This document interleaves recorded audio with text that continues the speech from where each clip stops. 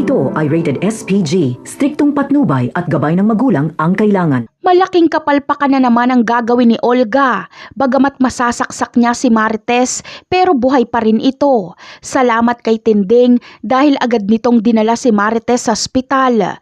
Pagkagising ni Marites ay isisisi niya kay Tanggol ang lahat. Sasabihin niyang kaaway ni Tanggol ang sumaksak sa kanya at gusto nitong gumante kaya siya ang pinuntirya.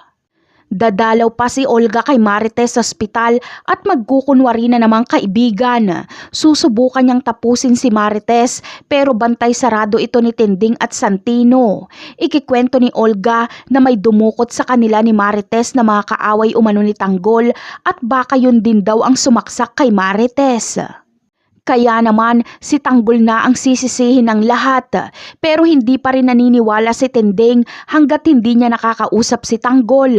Sa kabilang banda naman ay lalawak ang impluwensya nila Tanggol sa pagbibenta ng peking gold bar. Triple ang kanilang kita at pamumunuan ito ni Tanggol. Bagamat panloloko ng tao ang kanilang negosyo, pero masasamang tao naman ang kanilang niloloko. Malalaking sindikato ang kanilang mga katransaksyon hanggang sa darating ang puntong bibili si Ramon ng mga gold bar kila Divina. Si Tanggol ang pagkakatiwalaan ni Divina sa transaksyon na ito kaya magkakaroon ng transaksyon si Ramon at Tanggol. Kaya abangan na lang natin yan. Bye!